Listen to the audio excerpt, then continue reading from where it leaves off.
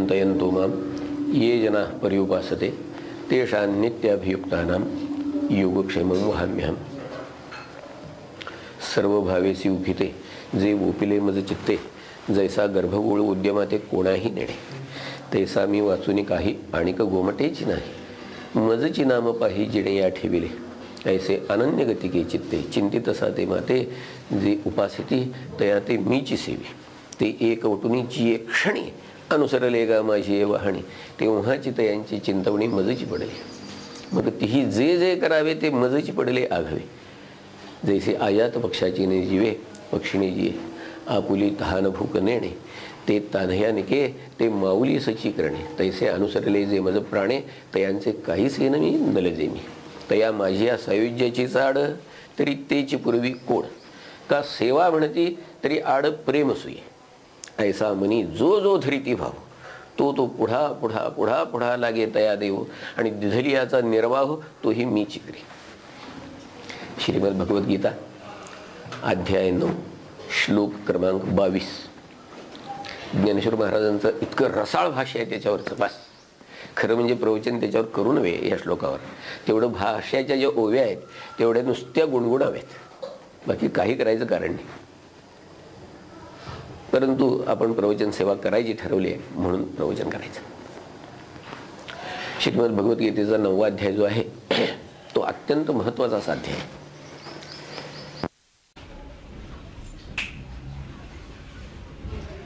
अध्याय जो आहे हा अत्यंत महत्त्वाचा आहे।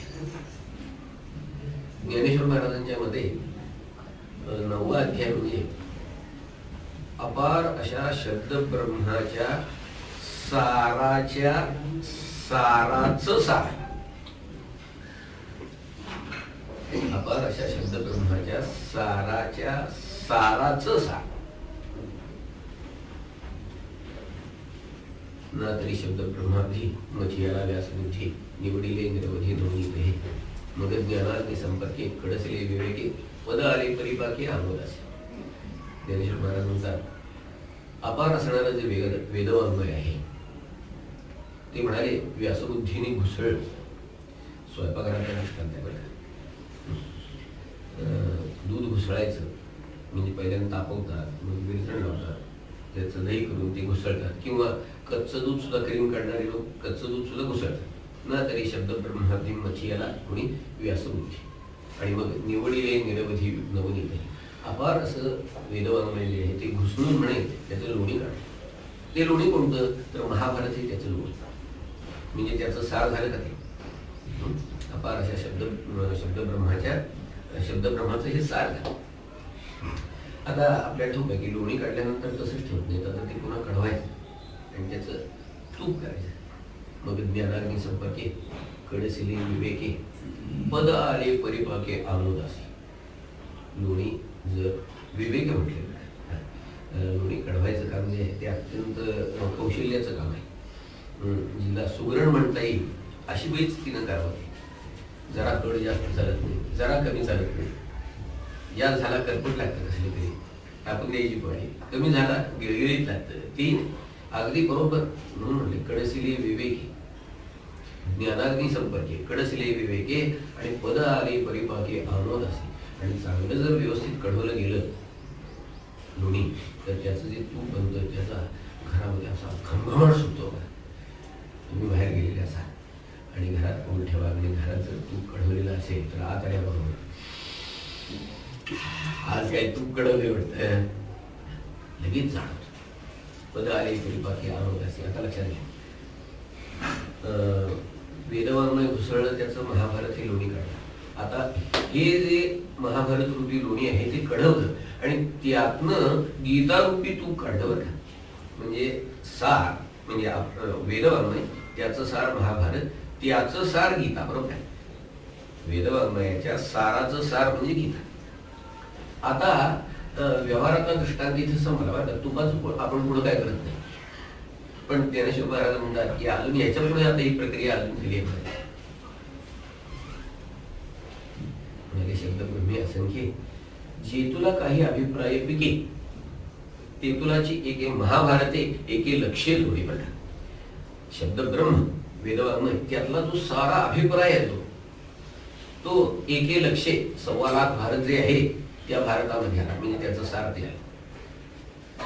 ती आघवाची महाभारती यात जे आहे ते लाभे कृष्णार्जुन वाचोक्ती. कृष्णार्जुन वाचोक्ती याचा अर्थ भगवद्गीता. कृष्णार्जुन वाचोक्ती याचा अर्थ भगवद्गीता. आणि जो अभिप्राय सातेशती, आता पुढचं पण का तुपाच्या पलीकडं, जो अभिप्राय सातेशती म्हणजे 700 श्लोकांमध्ये, 700 श्लोक भगवद्गीतेचे 700 श्लोक, जो अभिप्राय सातेशती तो एकलाची नवमी बस. म्हणजे आता किती कॉन्सन्ट्रेशन झालं असेल बघा. अपार असणाऱ्या शब्द ब्रह्माच्या साराच्या साराचं सार असा अध्याय, अत्यंत महत्वाचा अध्याय. भगवान म्हणे भगवद्गीतेमध्ये सगळ्या अध्यायामध्ये ब्रह्मरसाचंच वर्णन करतात, मान्य आहे. परंतु प्रत्येकाची गोडी वेगळी असते.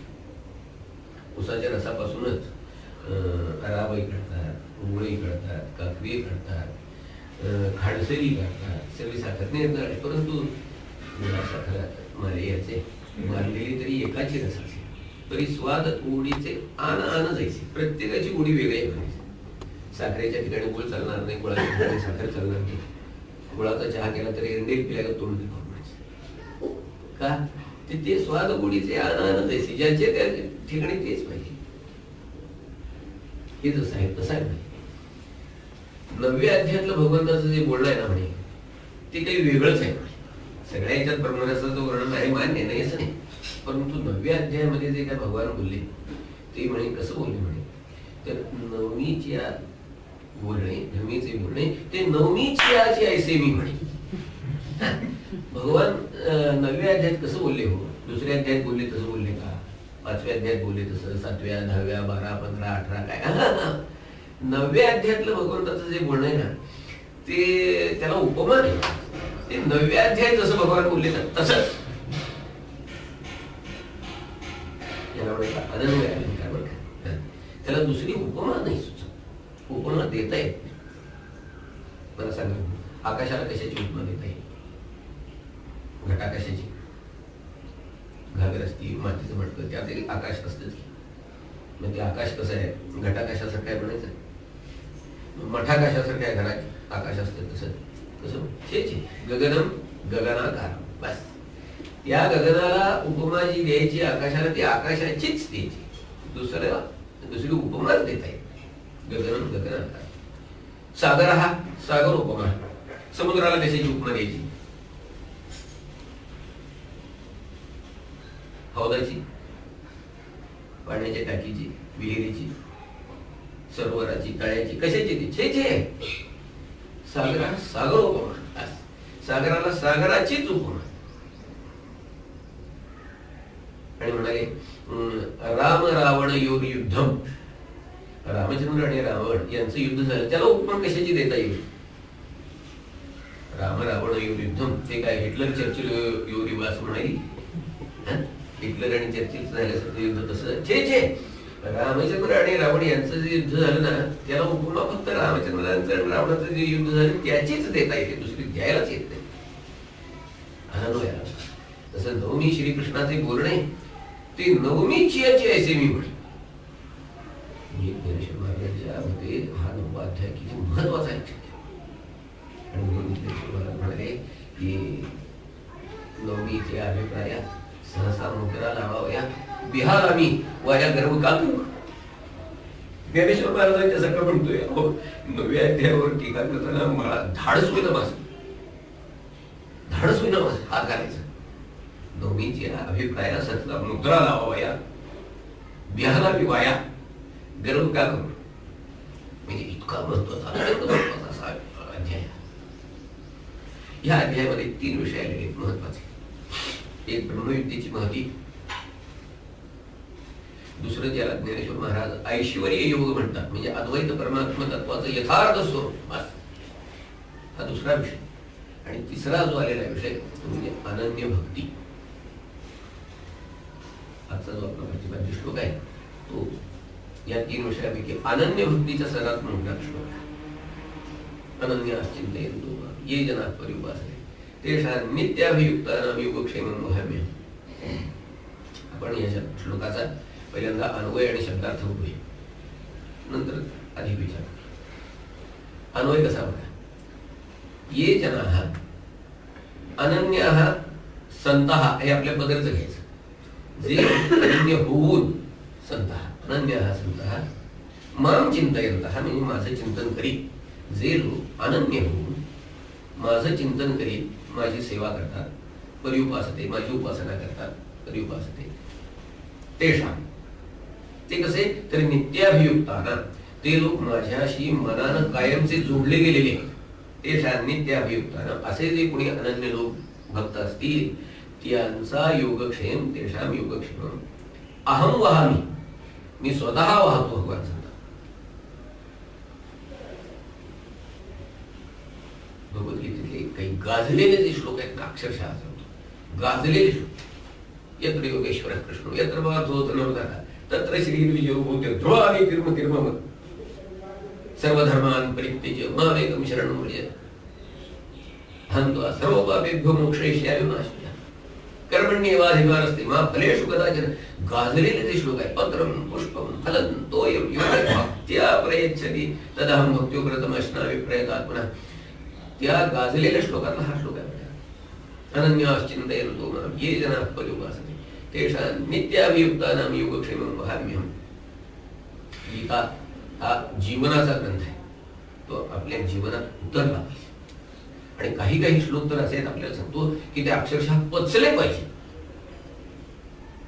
मग हे म्हणलं कर्मण्येवाधिकारस्ते, कर्म करायचं आहे. मग कर्मफलाचा आस्वाद आणि कर्तृत्वाचा मद सोडून आम्हाला हे कर्म करता आलं पाहिजे. पचला श्लोक तरच करता येणं शक्य नाही. तर तसा हा श्लोक पचला पाहिजे. एक प्रवचनकार होते, बिदगीच्या आशेनं राजाकडे गेले आणि चांगले विद्वान होते, वक्तृत्व सुंदर होतं. राजाकडे गेले आणि महाराज म्हणाले आपल्या दरबारामध्ये माझं एक प्रवचन घ्यावं अशी इच्छा आहे माझी. राजा तसा चांगला होता. ठीक आहे म्हणालो, बुवा तुमची बिदागी काय बोला. त्यांनी सांगितलं की सरकार असं बरे म्हणाले की आपण आधी प्रवचन ऐका आणि मग आपण बिदागीचं उतरू. यांना अशी खात्री होती की प्रवचन झाल्यानंतर राजा म्हणाले वा वा वा वा अगदी काय तुम्ही मागाल ते देतो, आता बोला, अशी खात्री होती. बघा ठरलं. बुवाने विचारलं, म्हणाले कोणत्या विषयावर बोलायचे. राजा म्हणाला मला गीतेतला एक श्लोक मिळालेला नाहीये थोडासा, तेव्हा त्या श्लोकावर बोलला तर बरं होईल. कोणता? अनन्याश्चिन्तयन्तो मां ये जनाः पर्युपासते तेषां नित्याभियुक्तानां योगक्षेमं वहाम्यहम्. काय हरकत नाही म्हणाय. आणि मग काय दरबाराच्या दिवशी अक्षरशः प्रवचन होई तोपर्यंत अगदी पेन ड्रॉप सायन्स माणसाची सर्वांगाचे कान करून ऐकत होते. सुंदर झालं प्रवचन. प्रवचन झाल्यानंतर राजानं दूध प्यायला. दूध गोवाना असं वाटलं की आता राजा गेल्यानंतर म्हणणार की वा वा वा वा अरे काय आज अगदी बार केली. राजा काही बोलला, दूध ठेवलं, घ्या घेतलं. राजा अजून बोलत नाही. म्हणजे शेवटी आता जायची वेळ. त्याने विचारलं महाराज महाराज प्रवचन कसं झालं. प्रवचन राजा म्हणाला तसं प्रवचन बरं झालं. म्हणजे तसं प्रवचन बरं झालं यात काय, या शब्दात अर्थ वेगळा आहे. तसं प्रवचन बरं झालं, पण अजूनही तुम्हाला या श्लोकाचा अर्थ नीट कळलाय असं मला वाटत नाही. राजा सांगतो चपावली महाराज आपण पुढच्या रविवारी ह्याच श्लोकावर प्रवचन करायचं ठरलं. घरी गेले, सगळ्या टीका काढल्या, पुन्हा विषयाची मांडणी फेर मांडणी केली. सगळी कोण काय म्हणतंय कोण काय म्हणतंय संदर्भ सगळे अगदी प्रमाणाशिवाय बोलणार नाहीत महाराज. अगदी अशा तऱ्हेचं प्रवचन झालं. दुसऱ्या वेळेला सुद्धा वक्तृत्वाचा अक्षरशः पाऊस पडला. पुन्हा राजांना आत बोलवलं दूध प्यायला. त्यावेळेला त्यांनी विचारलं महाराज आज कसं काय झालं. राजा म्हणतो त्या अजूनही काय कळलंय असं वाटत थोडस जरा. राजानं पुन्हा असं सांगावं म्हणजे फिजिकली आता तोंडात मारायचं राहिलं एवढंच राहील ना. काय उठले घरी आहे, मान खाली घालून मुखात शिरले, माडीवर जाऊन बसले. 2 तास झाले, 3 तास झाले. घरात त्यांची सौभाग्य होते, काही काम करत असतील. मुलगी ती खाली एक त्यांची खेळत होती. बराच वेळ झाला, 2 तास झाले, 3 तास झाले, बाबांची चाहूल काय लागत नाहीये. एरवी सुद्धा बाबा असे 2-2, 3-3 तास वरती बसायची बरं का, पण काहीतरी चालू लागायची, ग्रंथ काढायचे, काही ठेवायचे, काही हात मारायचे, पाणी आणून द्या. आज अजिबात चालू नाही आहे. तिला कसं ती वरती गेली वाडी, तो हे भिंतीला टेकून कपाळाला हात लावून त्या पोरीने विचारलं, बाबा तुमची तब्येत बरी नाही का? असे का बसलाय?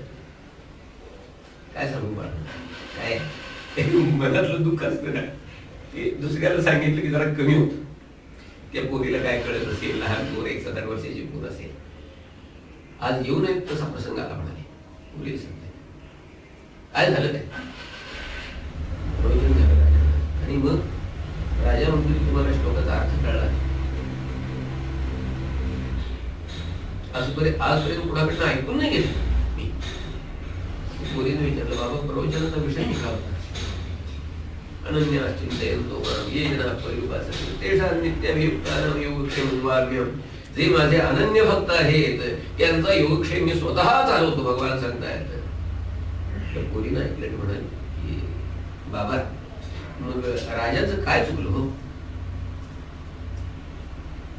असं म्हटल्यानंतर ते म्हणतात, अगं पोरी मग तू तरी सांग मला, माझं काय चुकलं ते? ती म्हणाली, बाबा तुम्हाला जर या श्लोकाचा खरा अर्थ कळला असता, म्हणजेच हा श्लोक जर पचला असता, तर तुम्ही राजाकडे बेदागीसाठी प्रवचनाला गेला नसता. पचला पाहिजे, अक्षरशः गीता हा ग्रंथ पचवायचा ग्रंथ आहे. अनन्याश्चिंतयन्तो मां ये जनाः पर्युपासते. ह्या श्लोकामध्ये भगवान स्वतःला प्रतिज्ञेनं बांधून घेत आहे. बरं का, लक्षात ही सनद आहे. त्याच्या काळात असं म्हणता येईल तसं सनद आहे. भगवान स्वतःला प्रतिज्ञेनं बांधून घेतात. ते म्हणतात, जे माझे कोणी अनन्य भक्त असतील त्यांचा योगक्षेम मी स्वतः चालवतो.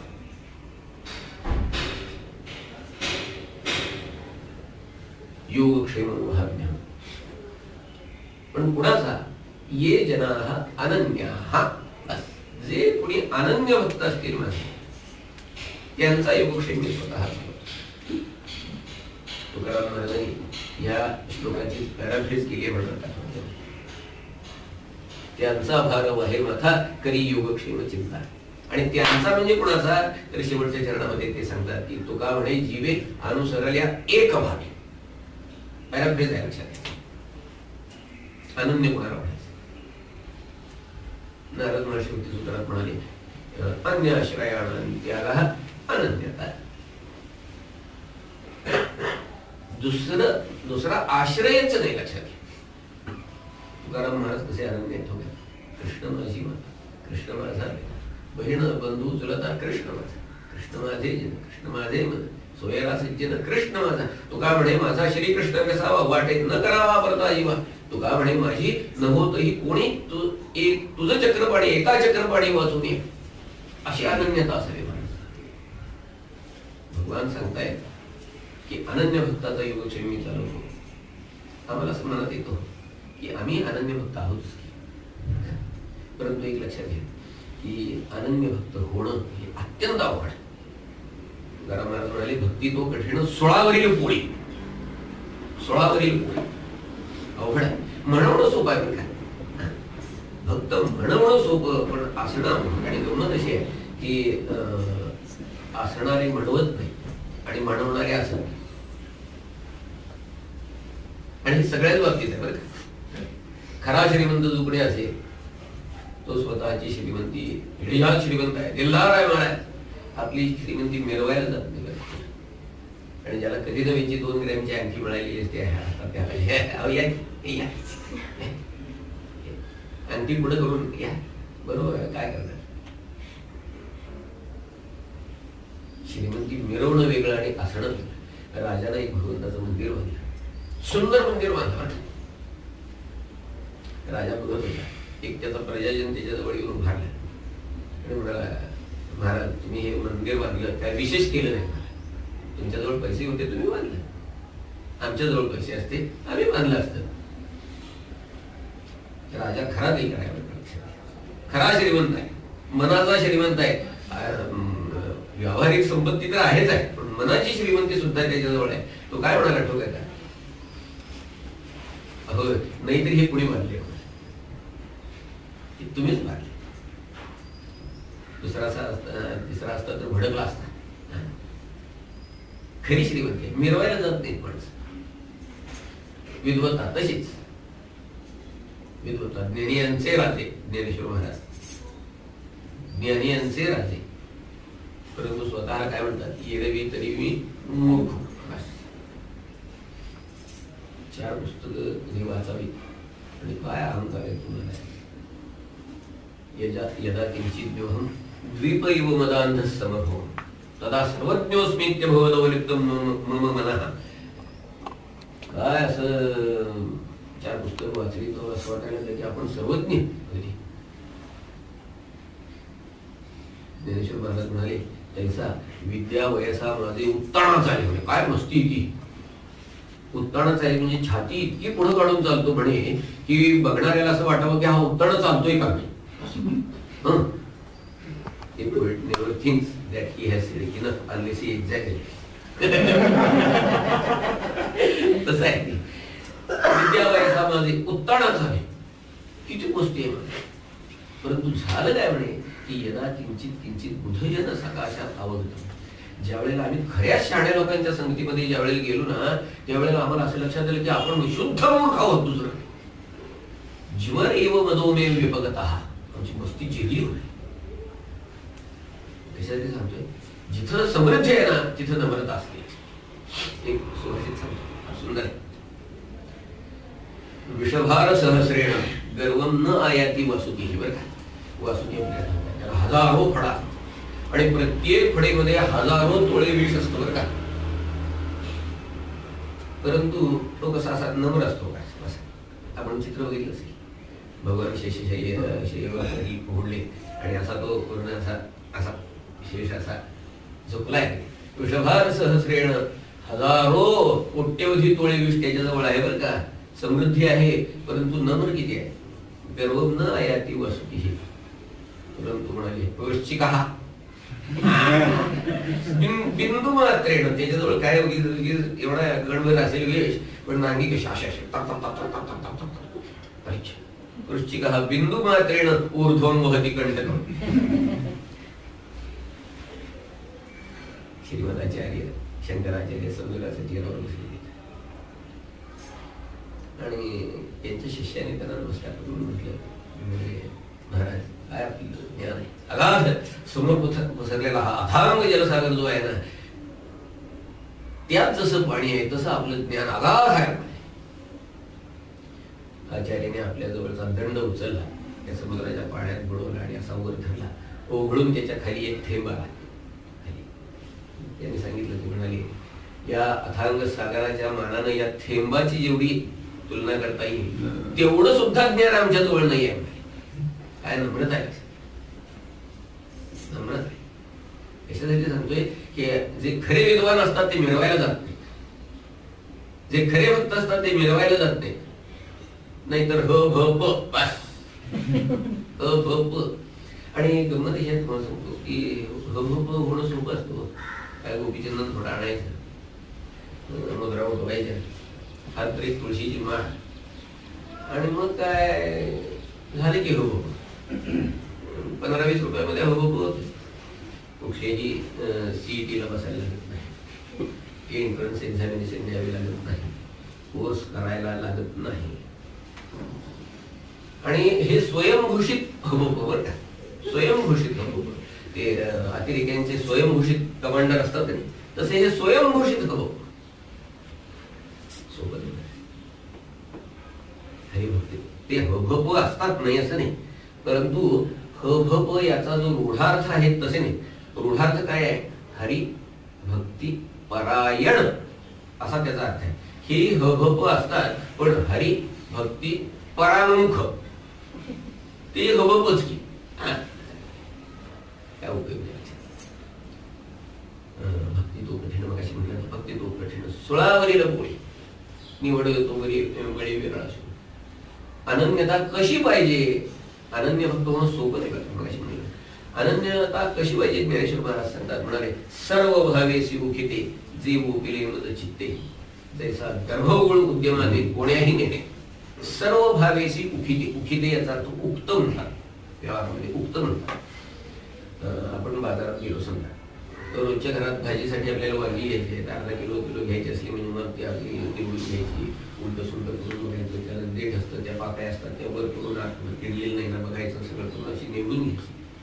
पण सहसा बोलून घालायचं समजा पाट्याच्या पाट्या वांगी लागणार आहेत समजा, मग तिथे गेल्यावर निवडत बसतो. उक्ती पाटी केवढ्याला गेली बोल, काय 4-2 खिडकी असतील, पिवळे असतील, त्या उक्ती पाटी केवढ्याला गेली बोल, याला म्हणायचं. कसं आहे सर्व भावेशी, आमच्या मनामध्ये सगळेच चांगले भाव असतील असं नाही. सगळेच चांगले भाव असतील, सगळे चांगले भाव असले चांगलीच गोष्ट आहे.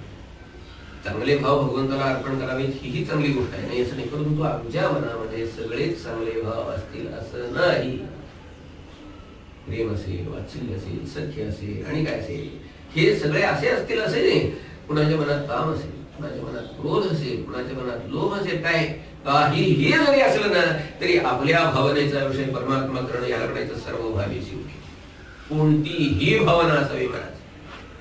ज्ञानेश्वर महाराज म्हणाले जे अहंकार वाहत अंगी आम्ही हरीचे ओठावयाला जे लोभी एक जिजगी माझे निलोभे, माझे रिकामे माझे प्रेमे सप्रेमे, माझ्या भुली सभ्रम नेणती नो. मनामध्ये असणारा प्रत्येक भाव भगवंताला अर्पण. सगळ्यांच्या बागेमध्ये चमेली, मोगरा, निशिगंध, मदनवाड अशी काय हिरवा चाफा विफा अशी काय असतील का? सगळ्यांच्या बागेत असतील असं नाही.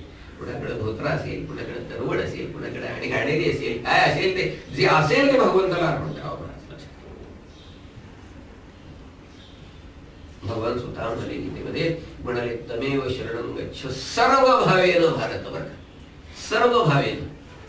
गमनत विषय तुकाराम महाराजांनी याच स्पष्टीकरण मग अशी म्हटलं की करताना म्हटलं की तुका म्हणे जीवे अनुसरल्या एक भावे. इथं भगवान म्हणतात सर्व भावे आणि तिथं तुकाराम महाराज एक भावे म्हणतात. मग आता सर्व म्हणजे एक आहो.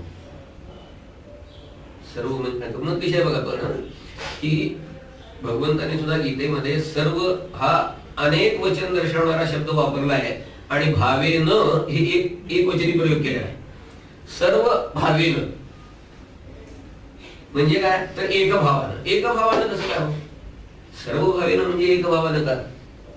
तसं आहे व्यवहार, तसं बोललं जातं. एखादा मनुष्य एक मतानं निवडून आला म्हणजे काय सांगावं? एक मतानं निवडून आला म्हणजे काय? एकूण 25 मतं होती, त्यातील 13 याला पडली आणि दुसऱ्याला 12 पडली. 13 - 12 एक मतानं निवडून आला असा त्याचा अर्थ आहे का? नाही, असा नाही त्याचा. त्याचा अर्थ काय तर 25च्या 25 मतं त्याला पडली, त्याला म्हणायचं एक मताने. तसं तुका म्हणे जीवे अनुसरल्या एक भावे, याचा अर्थ मनामध्ये असतील की सारे भाव भगवंताला अर्पण करायचे, याला म्हणायचं आनंद. याला म्हणायचं आनंद. कशी अनन्यता असावी? ज्ञानेश्वर महाराज दृष्टांत देतात. म्हणाले जैसा गर्भगुळ उद्यमाते कोण्याही नेणे. मला सांगा की मातेच्या उदरामध्ये असणारा गर्भ जो आहे तो मातेशी किती अनन्य असतो?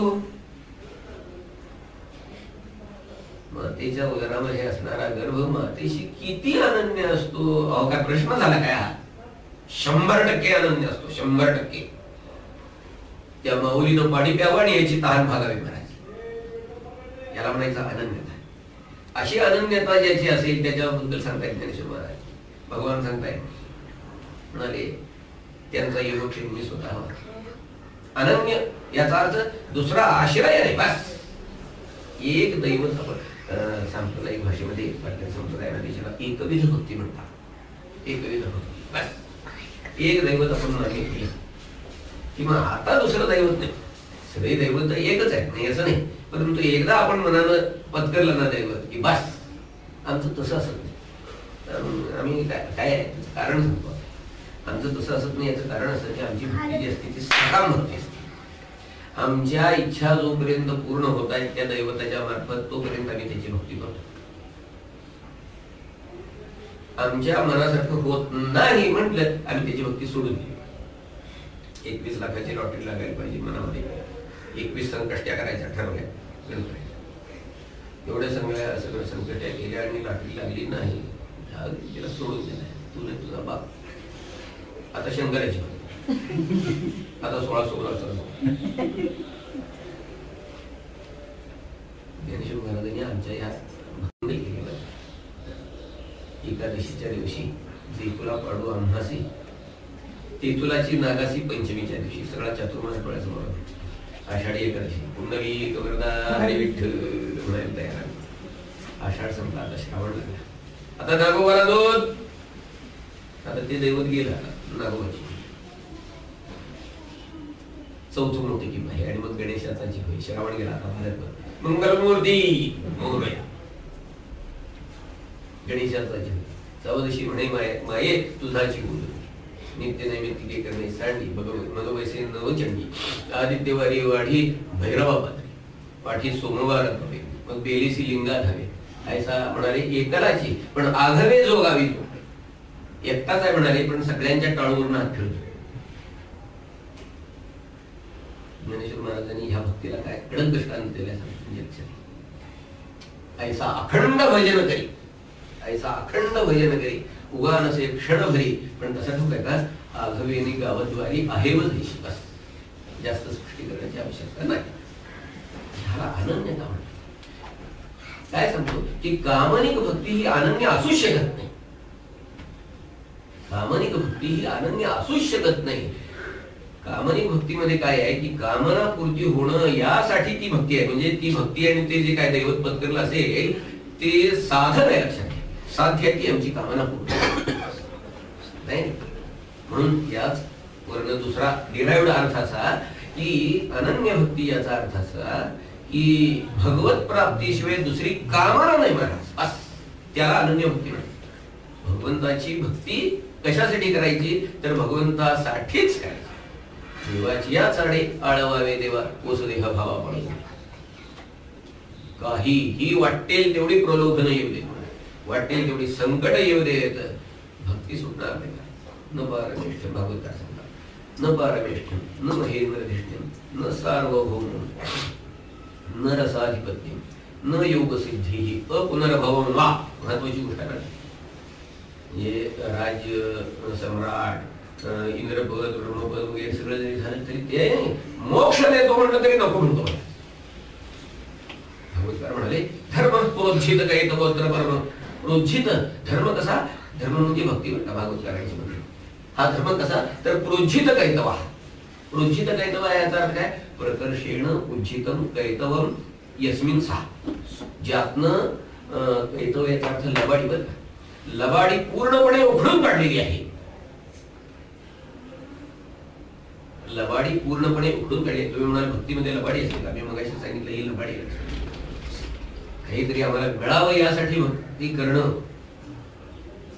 देवापुढे 2 पानं ठेवायची, 1 सुपारी ठेवायची, 1 गुळगुळीत रुपया ठेवायचा आणि वर म्हणायचं की प्रसंग ठोकाय ना आपल्याला. झालं असं की त्या नकराचं तोंड फुटलं भगवंतांनी सगळं तोंड घेतलं आणि गजेंद्राला वैकुंठाला नेण्यासाठी विमानात धरून घेऊन निघाले. भगवंताची अशी पाठ फिरली मात्र तो मागणं हसण्याचा आवाज ऐका. भगवंतांनी चमकून असं मागं वळून बघितलं तर तो फुटल्या तोंडानं नकरा हसत होता. अरे हसते किंवा म्हटले हसायला काय झालं नाही म्हटलं. थोराने हसण्यासारखं करायचं आणि आम्ही गरिबाने हसायचं सुद्धा नाही म्हणजे जुलूम झाला की काय झालं हसायसारखं म्हणजे. देवा म्हणाले गजेंद्राचा उद्धार तुम्ही केला. गजेंद्राचा उद्धार तुम्ही केला माझा कोण करणार.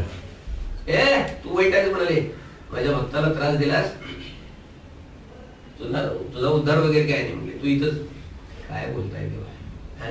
मी तुमच्या भक्ताला त्रास दिला. भक्ताला त्रास दिला नव्हे उलट तुमच्या भक्ताचे पाय हजारो वर्ष असे मस्तकी धरून राहिले होते. हो म्हणाले काय वकील आहे. शेवटी त्याचाही उद्धार केला. मी कशासाठी सांगतोय म्हणून तर त्याला देव म्हणायचं ना.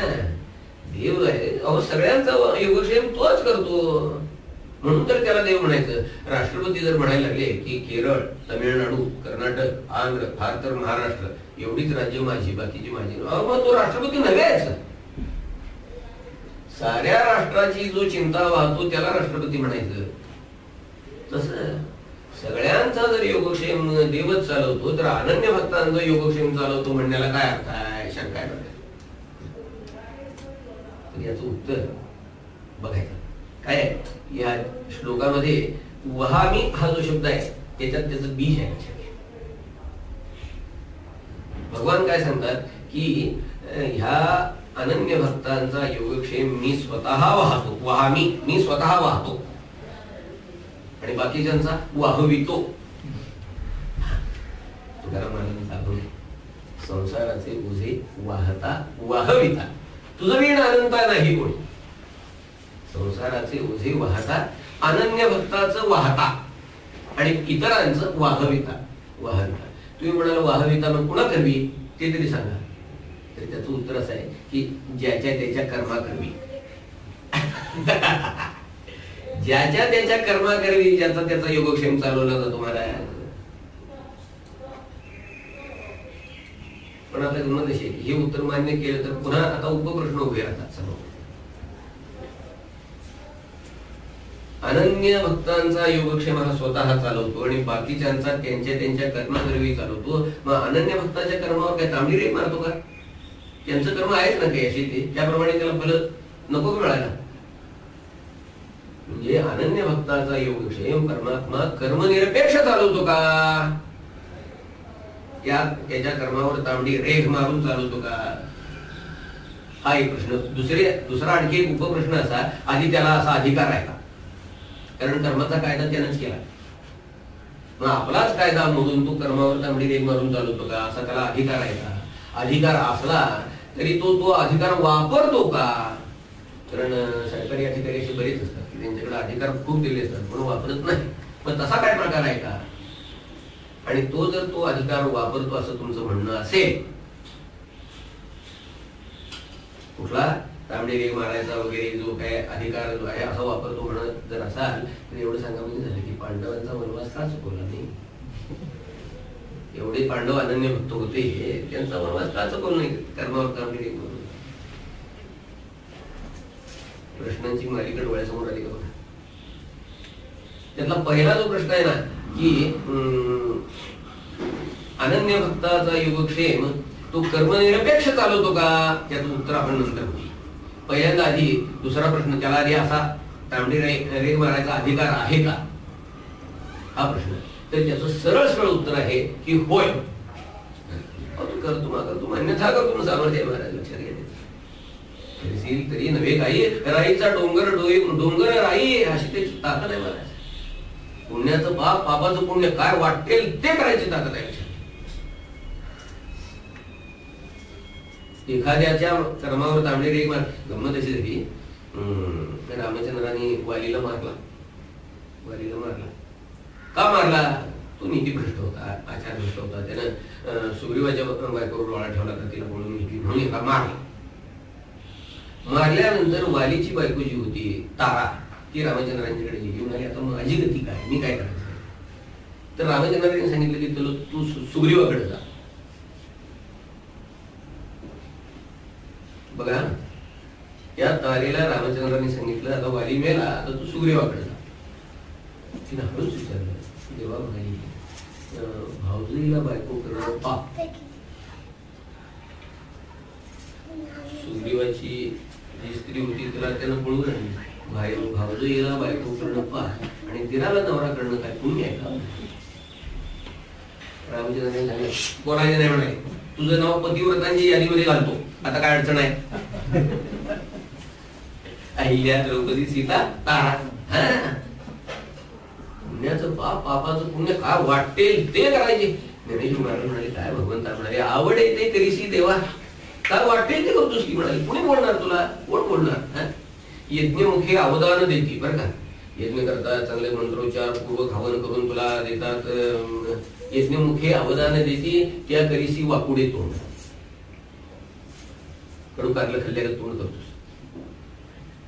लोणी चोरावयात अशी घरोघरी तिथं जाऊन आपण होऊन त्यांच्या कपाटातून ह्याच्यातनं कवाड उघडून त्यांचे लोणी खातो चूर.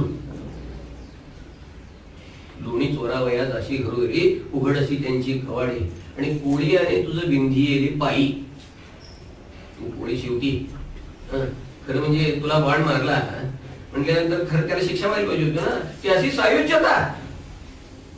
कोडे आवडे ते करी देवा वस्तूच ती आहे की मग अशी म्हणतात सतत तू आता तू अन्यथा करतो सामर्थ्य आहे त्याचं. त्याला तांबडी रेग मारायचा अधिकार हमखास आहे. हो साधं तुम्हाला सांगतो, पूर्वीचे राजे आता संस्थानं गेली विलीन झाली सगळी, पण ते टेनपाट राजे होते ना, ते म्हणायचे की किंग इज अबाव लॉ. अरे किंग इज अबाव लॉ पण म्हणायचे. हल्लीच्या घटनेमध्ये सुद्धा स्वतंत्र भारताच्या राष्ट्रपतींना दयेचा अधिकार आहे. सुप्रीम कोर्टानं फाशीची शिक्षा दिली असली तरी सुद्धा राष्ट्रपतींच्या जर मनात आलं तर त्याला ती फाशी चुकवू शकतात. मला सांगा, मरते लोकांना जर हे अधिकार आहेत तर कर्तुम अकर्तुम अन्यथा कर्तुम. अरे विश्वाचं चालकत्व पालकत्व ज्याच्या जवळ आहे त्याला हा अधिकार नाही म्हणणं मूर्खपणा आहे. त्याला हा अधिकार आहेच. एका प्रश्न असा आहे की हा अधिकार तू वापरतो का? वापरतो. वेळप्रसंगी वापरतो. मग सांगा बघू, पांडव जर एवढे अनन्य भक्त होते तर त्यांचा वनवास का चुकवला नाही? त्याचं उत्तर असं आहे की ते तितकं आवश्यक नव्हतं. हा त्याचा अर्थ आहे, लक्षात घ्या. झालं तर काय ठोक आहे का? धर्मराजाच आधी म्हणाला होता, देवा आमचं आम्ही केलेलं आम्हाला बघू द्या म्हणे. आम्ही दूध खेळायच्या वेळेला काय विचारायला आलो नव्हतो तुम्हाला दूध खेळतो म्हणून. आमचं आहे ते आम्हाला बघू द्या म्हणा. पण ज्या वेळेला लक्षात घ्या त्या द्रौपदीवर अब्रू जायचा प्रसंग आला ना, त्यावेळेला भगवंतांनी आपला अधिकार वापरला. पण तरी सुद्धा बरं का लक्षात घ्या, म्हणजे भगवंताच्या वचनाला कुठेही खोटेपणा नाही बरं का. ये जना अनन्य आहात. ज्या वेळेला द्रौपदी अनन्य झाली त्याच वेळेला वापरला. प्रसंग असा होता, सगळे भर सभेमध्ये पांडव खाली माना घालून बसलेले होते. भीष्मद्रोण सुद्धा खाली माना घालून बसलेले होते आणि त्या दुःशासनानं द्रौपदीला भर सभेमध्ये फरफटत आणली आणि तिच्या वस्त्राला हात घातला. तिनं घट्ट वस्त्र धरलं आपलं आणि भगवंताला हात मारले. भगवंता गोविंद द्वारकावासीन कृष्ण गोपी जनप्रिय भगवंता धाव म्हणून हात मारली महाराज. भगवंताच्या कानावर हात आली बरं का, परंतु भगवान काय हल्ले नाही. रुक्मिणी देवी बाजूला होती. आई साहेब म्हणाले, अहो रुक्मिणी हात मारते, हे द्रौपदी हात मारते, जावा. भगवान सांगतात अजून अवकाश आहे. अवकाश आहे. अहो एरवी तुम्ही तिला हाका मारल्यावर जाताना आज काय झालं? नाही म्हटले अजून अवकाश आहे. तिकडे इकडे झटापट सुरू झाली आहे महाराज. जातीला जात आहे. रुक्मिणीला असं झालं की भगवंताने हे आत्ताही काय आरामलंय, तेव्हा जावा म्हणाले लवकर. नाही म्हणाले अजून नाही जायचं. काय पेशन्स आहे बघा. हो अजून नाही जात. वडील अत्यवस्थ होते म्हणून चिरंजीव शेजारी डॉक्टर होते त्यांच्याकडे गेले. डॉक्टर म्हणाले अत्यवस्थ आहे, तुम्ही लगेच या. आलोच म्हणाले, तुम्ही पुढं. 15-20 मिनिटं झाली, अर्धा तास झाला, डॉक्टर काय अजून आले नाही. तिकडे हातपाय गार पडायला लागले. हो हे परत गेले आणि डॉक्टर अहो येता ना म्हटले, तुम्ही धाप फार लागली, वाढली धाप, हातपाय गार पडायला लागले, तुम्ही येताय ना? डॉक्टरने विचारलं, येतो म्हणाले. तुम्ही व्हायला पुढं. नाही हो लवकर चला, अजून दुगदुगी आहे ना म्हटले. डॉक्टर अजून मग तू चिडला. हो म्हणला, हो दुगदुगी आहे म्हणून काय विचारताय? तुम्ही येणार आहे ते पोचवायला येणार आहे का बरं करायला येणार आहे? काय करणार आहे सांगा तरी. अजून अवकाश आहे, अजून अवकाश आहे. भगवान सांगतात काय झालं? द्रौपदी हे रुक्मिणी देवी विचारतात, अहो काय झालं काय? नाही म्हणाले अजूनही तिच्या मध्ये स्वसंरक्षण क्षमतेचा अभिमान आहे. वस्त्र थकले हाताने घट्ट. आणि जोपर्यंत एक डॉक्टरची ट्रीटमेंट चालू आहे तोपर्यंत दुसऱ्या डॉक्टरची ट्रीटमेंट नाही. एवढं झटापट सुरू झाली महाराज. आणि चूक लक्षात आली द्रौपदीच्या. दोन्ही हात सोडले आणि तिने हात मारले. ये वो ये वो ये वो ये वो धावून या विलंब का वाया लावी कृपाने. आणि भगवान त्या क्षणी प्रकट झाले. ज्ञानेश्वर महाराजांनी असे शब्द वापरले की एकोटनी जी एक क्षणी अनुसरले गा माझी वाणी तेव्हाची त्यांची चिंतवणी मधाची पडली. असं त्या क्षणी भगवान प्रकट झाले आणि तिची आबरू राखली म्हणजे भगवान आवश्यक त्या वेळेला कर्मावर तांबडी रेग मारून योगक्षेम चालवतो महाराज. मग आता पुन्हा एक प्रश्न असा की सरसकट सगळ्या अनन्य भक्तांच्या बाबतीत असं करतो का? सरसकट सगळ्याच अन्य भक्तांना करतो का देव? तर नाही, शक्यतो कायद्यानुसारच कार्यवाही. म्हणजे शक्यतो अनन्य भक्त आणि सामान्य माणसं यांच्यात तो फरक करत नाही म्हणा की. पुन्हा शंका बरं, शक्यतो तो कायद्यानुसारच कार्यवाही करतो, म्हणजे शक्यतो भेदभाव करत नाही का? नाही, निश्चितपणे करतो. लक्षात घ्या. पण काय होतं तर ते कर्म भोगत असताना आपल्या अनन्य भक्ताला अजिबात व्यथा होणार नाही हे बघतो तो. फार महत्वाची बाब आहे. बाकीचे जे भोगतात ना कर्म ते रडत बसतात महाराज, परंतु इथं महाराज तसा नाही प्रकार. अजिबात व्यथा होणार नाही, देह वैकल्याचा वारा झडे लागेल माझी असू महाराज, म्हणून आत्मबोधाचा पंजरा प्रेमी सुये. पंढरपूरला माधवदास होते, महान भगवत भक्त होते. अवतार वय झाले आणि अतिसाराचा विकार झाला. सेवा करायला कोणी नाही, उठायला येत नाही, सगळे विधी धोरणामध्ये.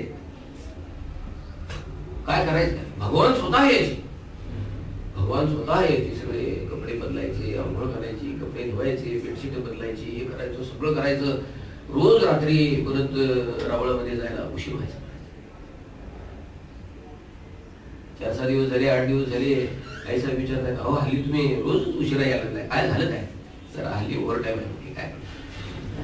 काय झालं काय? माझा जसा अतिसार झालाय.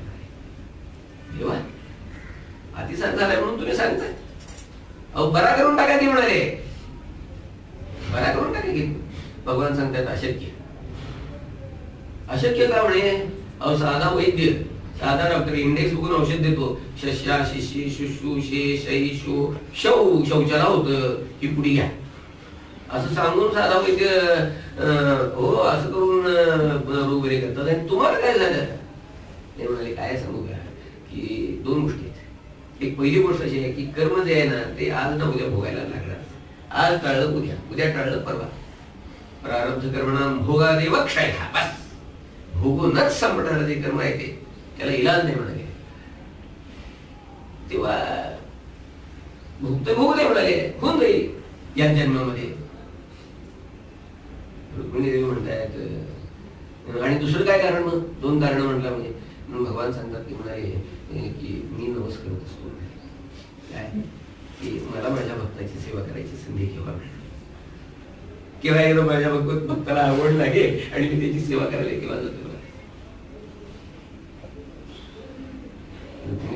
काय बोलताय म्हणे? त्याचे का हाल, त्याचे हाल कशासाठी करताय तुम्ही? भगवंतांनी सांगितलं छे त्याचे हाल होतच नाही. फार सांगताय, विचारा जाऊन. भगवान सांगतायत रुक्मिणी देवीला जावा विचारा, तुम्हाला जर एवढं वाटतंय तर. रुक्मिणी देवी देश पाठवून गेल्या आणि माधवदास म्हणतात, माधवदास अहो काय तुमचे हाल झाले तो, आम्हाला बघवत नाही आणि तुम्ही कसे सोचता हो? निजलेले माधवदास ताडकन उठून बसले आणि म्हणाले काय ठोक का? दुःख हे अरिष्ट गेले हर कोणी, मशक होऊन गेला का? अहो मला त्याची आठवण सुद्धा नाही आणि तुम्ही रडताय. आठवण सुद्धा नाही, म्हटलं नाही महाराज.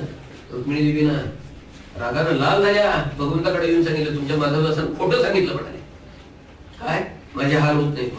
भगवान सांगतात अहो तसं नाही आहे, वस्तुस्थिती आहे ती लक्षात घ्या. कारण का त्याची देहबुद्धीच मी काढून घेतलेली आहे. देह वैकल्याचा वारा, वैकल्य म्हणजे विकल पासून बनलेला शब्द नका. विकल आजारी पडल्यानंतर म्हातारपणी शरीर विकल होतं महाराज. देह वैकल्याचा वारा झडे लागेल माझे असू कुमारा, म्हणून आत्मबोधाचा पंजरा प्रेमी नाहंकार प्राणवर्गो बुद्धी दारा पत्य क्षेत्र विद्यादि दूरः साक्षी नित्य प्रत्यगात्मा शिवोहम शिवोहम शिवोहम शिव केवलोहम चिदानंद रूप शिवोहम शिवोहम. या अनुभवावर भगवान या आपल्या अनन्य भक्ताला आरूढ करतात. ही फॅसिलिटी बाकीच्या लोकांना नाही आहे. कर्माचा भोग व्हायलाच पाहिजे, कायदाच आहे. पण मग अनन्य भक्ताच्या बाबतीत पार्शालिटी कुठे आहे? इथं आहे म्हणायचं. त्याला होणारा अजून काही भोगाचा त्रास आहे, व्यथा जी आहे ती व्यथा नाही शकत. अनन्य चिंतयंतो माम, ये पण अनन्य पाहिजे. अनन्याश्चिन्तयन्तो माम् ये जनाः पर्युपासते तेषां नित्याभियुक्तानां योगक्षेमं वहाम्यहम्. आता प्रश्न असा की मग योगक्षेम वाहतो म्हणजे काय करतो ते तुम्ही सांगा. योगक्षेम वाहतो म्हणजे काय करतो? योगक्षेम याचे प्रकार दोन. एकाला म्हणायचं पारमार्थिक योगक्षेम, एकाला म्हणायचं व्यावहारिक योगक्षेम. पारमार्थिक योगक्षेम याचा अर्थ काय? पारमार्थिक योगक्षेम म्हणजे ज्ञानप्राप्ती आणि मोक्षप्राप्ती, बस याला म्हणायचं पारमार्थिक योगक्षेम. आणि व्यावहारिक योगक्षेम कशाला म्हणायचं? व्यावहारिक योगक्षेम म्हणजे आपल्या डोळ्यासमोर जो अर्थ आहे तो घरी घरामध्ये अगदी इस्टेट असावी, जमीन जमीन असावा, शेतीवाडी, गाड्या, बंगले, पोरं बाळ सगळं खायला प्यायला अगदी म्हणजे अगदी याला व्यावहारिक योगक्षेम. आणि होतं काय की लोकांच्या डोळ्यासमोर हा व्यावहारिक अर्थच नेहमी असल्या कारणानं लोक म्हणतात काय ठोकायला की तुमचा देव म्हणजे यांचा कोण नव्हे बरं का, तुमचा देव जर आमचा योगक्षेम व्यवस्थित चालवणार असेल तर आम्ही सुद्धा त्याची अनन्य भक्ती करू की. तुमचा देव जर आमचा योगक्षेम व्यवस्थित चालवणार असेल तर आम्ही सुद्धा त्याची अनन्य भक्ती करू. हे बोलणं जे आहे इथं साध्य काय झालं? व्यावहारिक योगक्षेम हे साध्य झालं आणि हा परमात्मा आणि त्याची अनन्य भक्ती हे साधन झालं. आणि याचा अर्थ ही अनन्य भक्ती नाही. आणि म्हणून अशा लोकांचा योगक्षेम चालवायला देव बांधलेला नाही.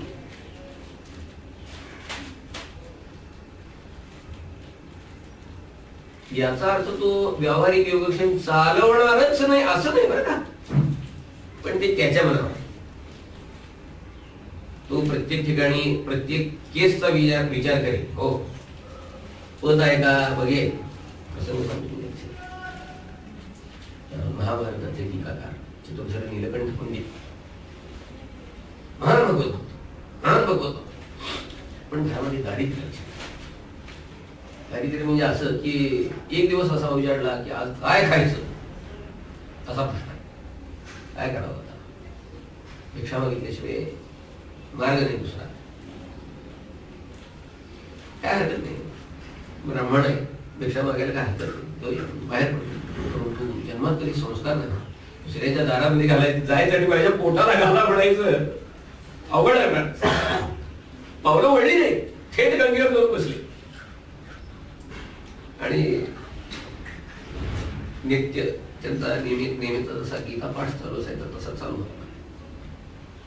बसले, गीता पाठ चालू आहे आणि ते सुद्धा की अर्थाकडे लक्ष ठेवून पाठ असायचा. आमच्यासारखं नाही, आम्ही हरिपाठ म्हणतो परंतु काय तिकडे लक्ष असतं असं नाही. हरिमुखे म्हणा. अहो ते दूध करपलं वाटतं बघा तिकडे, अरे तुझं लक्ष दुधाकडे आहे का हरिपाठाकडे आहे असा प्रकार नाही. आणि गीता पाठ चालू असताना हा श्लोक आला, चिंतयन्तो ये जनाः पर्युपासते तेषां नित्याभियुक्तानां योगक्षेमं वहाम्यहम्. मनामध्ये विचारलं हा श्लोक खरंच भगवंताच्या तोंडचा आहे का? पंडितांच्या मनामध्ये विचार आला का हा प्रक्षिप्त श्लोक आहे, कोणीतरी घुसडलाय. भगवंताच्या जर असता मुखातनं आलेला तर आपल्यावर अशी पाळी आली नसती. ज्या अर्थी आपल्यावर अशी पाळी आली आहे त्या अर्थी हा प्रक्षिप्त श्लोक आहे. काय एकदा संशयाचं भूत वावरायला लागलं ना की होता होता मनामध्ये संशय पक्का झाला. खिशातनं तांबडी पेन्सिल काढली महाराज आणि त्या श्लोकावर तांबडी रे ओढली महाराज. पुढे गीता पाठ इकडे सुरू झाला. इकडे प्रकार असा घडला की भगवान पंडितांच्या घरामध्ये आले. ते बैलावर गोड्याला आलो झाले बरं. डाळ तांदूळ गहू ज्वारी तांदूळ काय जे असेल ते मीठ मोरी सगळा शिखा आणला. अंगणामध्ये बैल उभा केला आणि पंडितांच्या संपत्ती होती तिथं बसले वाट बघत. पंडित येतील घरात आज काय खायला नाही ना, दुसरं काय करायचं वाट बघत बसलेल्या होत्या. त्याला सांगतात आई साहेब मी पंडितांचा जुना देणेकरी, आज दिन उद्या दिन आज दिन उद्या दिन करता फार राहिलं म्हणत.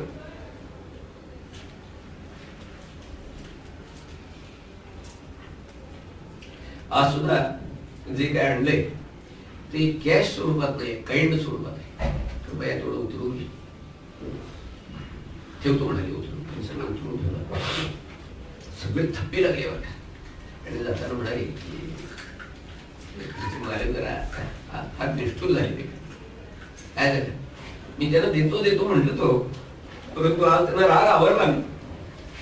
आणि केलं काय त्यांनी तर माझी जीभ कापली म्हणे. आणि म्हणून त्यांनी जीभ काढता पूर्वी थेंब काढतात.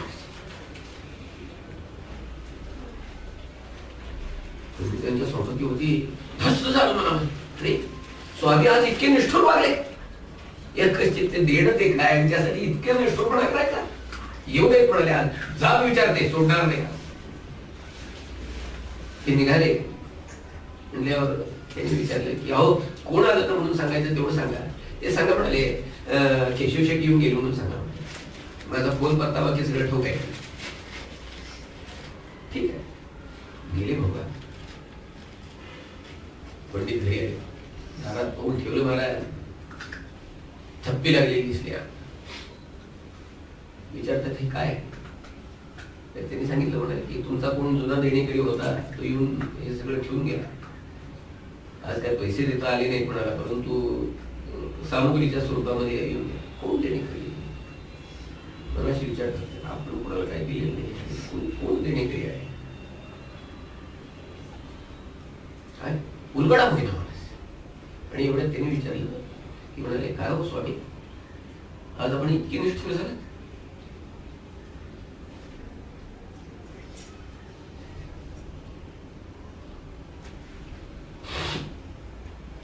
या कचित पैशाच्या देण्यासाठी त्याच्याकडून जीभ कापली. पंडित ऐकताय. अरे काय ऐकतोय मी आज? कळे ना महाराज. नाव काय सांगितलं? काय केशव शेठ म्हणून नाव सांगितलं बा. केशव शेठ काय डोळ्यासमोर येईना.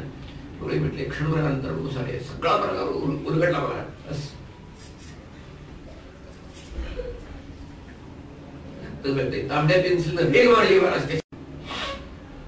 ज्या हाताने दुष्कृत्य केलं त्या हाताला शिक्षा करायला तयार झाले. मराठीचा घाव घालणार आपल्या हातावर महाराज. इतक्या दोघं तरी येऊन हाताला अनन्याश्चिंतयन्तो मां ये जनाः परिवासते तेषां नित्याभियुक्तानां योगक्षेमं वहाम्यहम्.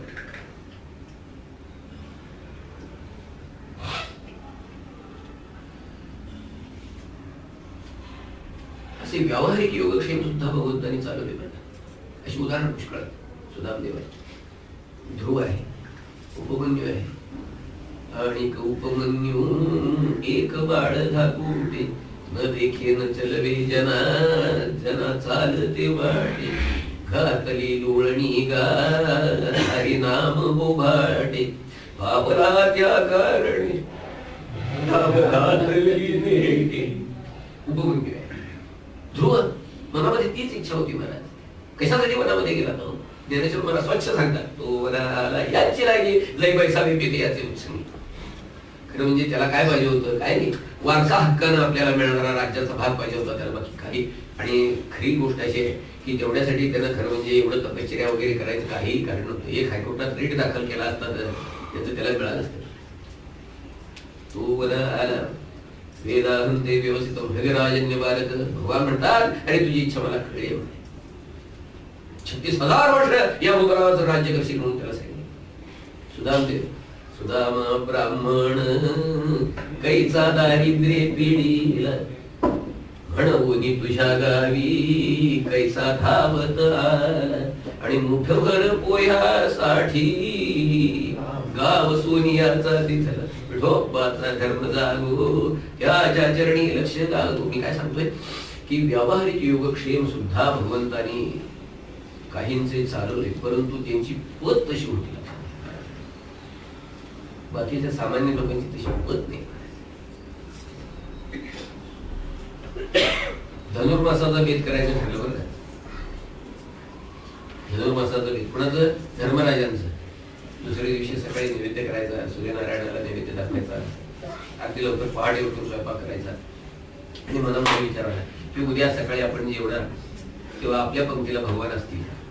भगवान वाक्य हे असतील आपण. सहदेवा भगवान उद्या येतील काय आपल्या पंक्तीला? आता उत्तर देणार सांगा. भगवान असते ना पुढं, उद्या सकाळी नैवेद्य दाखवायचा, घोटमाळा बोलायला येईना, नकुला त्यालाही काही बोलायला येईना, उशीर झाला नाही का, थोडस आधी लांब आहे अंतर. आता नकुल सांगतो बरं. अर्जुनाला धर्माला विचारतो, अर्जुना उद्या भगवान येतील तयारी ठेवायला आपल्याबरोबर. आणि गमत दिशा बघा, म्हणजे जसं वयातलं अंतर कमी होईल ना तशी तशी भाषा बदलते. अर्जुन म्हणतो देवा दादा तुम्ही आई वडील कसं सांगता, 4 दिवस आधी बोलला असतं तर फोन फॅक्स काहीतरी केलं असतं, बोलून घेतलं असतं. म्हणजे काय, म्हणजे उद्या नाही. धर्मराजाचं मन वेळ किती आहे बरोबर. भीमाला विचारतात, भीमसेना उद्या देव येतील करे आपल्याकडून केलं. ही सगळी चर्चा भीमसेना ऐकत होते बरं. आणि पुन्हा त्यांना विचारतात म्हणल्यावर सांगितलं त्यांनी, हो उद्या येतील म्हटलं. येतील? अरे हे तिघं नाही म्हणतात आणि तू कसं होय म्हणतोय. ते तुम्हाला काय करायचंय, वयातलं अंतर आणखी कमी आहे, ते तुम्हाला काय करायचं, उद्या सकाळी पंक्तीला भगवान असल्याशी काय. धर्मराजाने बोलणं बंद केलं. ठीक. दुसऱ्या दिवशी सकाळी पहाटे उठून सगळा स्वयंपाक झाला, नैवेद्य वगैरे झाला, पानं वाढली, हे केलं. धर्मराजाने आपल्या सेवकाला पाठवून दिलं, जा म्हणाले भीमसेनांच्याकडे जा आणि विचारून आले भगवान सकाळी पंक्तीला यायचे होते त्याचं काय झालं. त्याने जाऊन विचारलं, दादाने असं विचारलं आणि सांगितलं, म्हणाले की पानं वाढलीत का. तो बघू ना चालतो, पानं वाढलेलीच होती. वाढलीत वाढले. तूप वाढलंय का, तूप वाढलंय का विचारून येतो. तिथं गेला, म्हणाला ती पानं वाढलीत का, वाढलीत म्हणून सांगितलं, तूप वाढलंय का विचारले, नसेल तर वाढा म्हणून सांगितले, वाढा म्हणून सांगितलं, म्हणजे तूप वाढलं. परत जाऊन सांगितलं तूप वाढलं. आता देवी यायचं काय झालं, भीमसेन उठले, आपल्या शस्त्रागारामध्ये एवढी कला घेतली, अंगणामध्ये गेले आणि गार गार गार गार गार गार अशी फिरवले, ढील फेकून वरती आणि खाली मस्त करून मारले. भगवंता म्हणाले, बस आता सरळ करून गदा खाली येते म्हणाले. आली अशी आता डोक्यात पडणार इतक्यात भगवंतानी वरून धरली. काय दादा भीमसेन दादा म्हणाले, काय हा काय प्रकार आहे म्हणाले. म्हटले जसा यक्ष तसा बळी, करणार काय म्हणाले. ऐन वेळेला दादानं तुम्ही इथं पाहिजे, दुसरा मार्ग काय म्हणाले. मला सांगा की भीमसेनांचा हा चेक वटला का, तर भगवंताच्या बँकेमध्ये भीमसेनांची पांडवांची ही भक्तिरूपी अनन्य भक्तिरूपी शिल्लक बरीच पडलेली होती म्हणून हा चेक वाटला बरं का. तुम्ही एकदा करून आपण करून बघूया एकदा काय प्रयोग होतोय. पद लागते, ज्यांची पद आहे त्यांचा योगक्षेम, व्यावहारिक योगक्षेम सुद्धा चालवतो. गंमत अशी आहे, सांगतो आपल्याला की काही काही भक्त असे अनन्य आहेत की हा परमात्मा आपला व्यावहारिक योगक्षेम चालवतोय की नाही इकडे ठुमकून बघायला तयार नाही. आणि अशा लोकांचा योगक्षेम, व्यावहारिक योगक्षेम सुद्धा भगवंताने चालवलाच चालवला. रामदेव महाराज गुरु आहेत, अनेक उदाहरण आहेत महाराजांची. भगवंताने त्यांचा योगक्षेम चालवला. पण हे लोक इतके अनन्य आहेत सांगतो की ते व्यावहारिक योगक्षेम चाललाय आपला का नाही चालला इकडं ढुंकून बघायला तयार नाही. त्यांचा व्यावहारिक योगक्षेमही चालवतो आणि त्यांचा पारमार्थिक योगक्षेमही चालवतो. परंतु पुढची बाब सांगतो आपल्याला की हे भक्त जे आहेत ते इतके अनन्य आहेत की त्यांना पारमार्थिक योगक्षेमाची सुद्धा अपेक्षा नाही आहे. पारमार्थिक योगक्षेम याचा अर्थ काय सांगितला, ज्ञान आणि मोक्ष प्राप्ती. नको ब्रह्मज्ञान, नको ब्रह्मज्ञान आत्मस्थिती भावी, मी भक्त तू देव, मोक्ष तुमचा देवा, दुर्लभ होतो तुम्ही देवा, माझं भक्तीची आवडी. बस मोक्षही नको, व्यावहारिक योगक्षेमही नको, नको धन मान, न वाढो संतान. काय ताकद आहे आमची म्हणायची, असं म्हणायची ताकद आहे का आमची, नाही. खरा अनन्य भक्त तोच आहे. मग आता प्रश्न असा की तुकाराम महाराज म्हणाले त्यांचा भार वाहे माथा. मग कसला भार वाहतो, हे व्यावहारिक योगक्षेम नको म्हणतात, पारमार्थिक योगक्षेम नको म्हणतात. मग कसला भार वाहतो हा, तर त्याचं उत्तर सांगायचं सांगायचं. तो कसला भार वाहतो त्यांना ठोकायला, तर त्यांच्या अनन्य भक्तीच्या ऋणाचा भार आपल्या मस्तकावर तो वागवतो म्हणाले. बस एक प्रसंग सांगतो आणि परमेश्वर सांगतो. रामचंद्राला राज्याभिषेक झाला आणि रामचंद्रांच्या मनात आलं की ज्यांनी आपल्या या सगळ्या अवतार कार्यामध्ये मदत केली त्या सगळ्यांचा गुणगौरव करायचा आहे जाहीरपणे, म्हणून कार्यक्रम ठरवला. ज्या लोकांनी मदत केलेली होती त्यांना आसनं त्यांची मांडलेली आहेत, त्याच्यावर त्यांना बसवलेलं आहे. रामचंद्र स्वतः सिंहासनावर बसलेले आहेत. सूत्रसंचालकांनी एक एक नाव पुकारायचं, नल नील अंग वगैरे सगळे आहेत, एकेकाचं नाव पुकारायचं. या वीरानं समोर यायचं. मग त्या सूत्रसंचालकानं त्याचा यथोचित गुणगौरव करायचा आणि मग तिथं सगळ्या त्यांना द्यायला भेटवस्तू ठेवलेल्या होत्या. एवढी एक भेटवस्तू एखादी जी त्याला द्यायची असेल ती पुढे करायची, रामचंद्रांनी हात लावायचा आणि ती त्या वीराला द्यायची. त्यांना जागेवर घेऊन बसायचं. लोकांना असं वाटायचं की आता मागत राहायला बोलते ना, आता मागत राहायला. पण आसनावर ते मांडलेले मागत राहाय कुठं नव्हतेच हो. काय तू काय सगळी सभा भरलेली होती कुठं कोपऱ्यामध्ये रामनामामध्ये तल्लीन झालेले.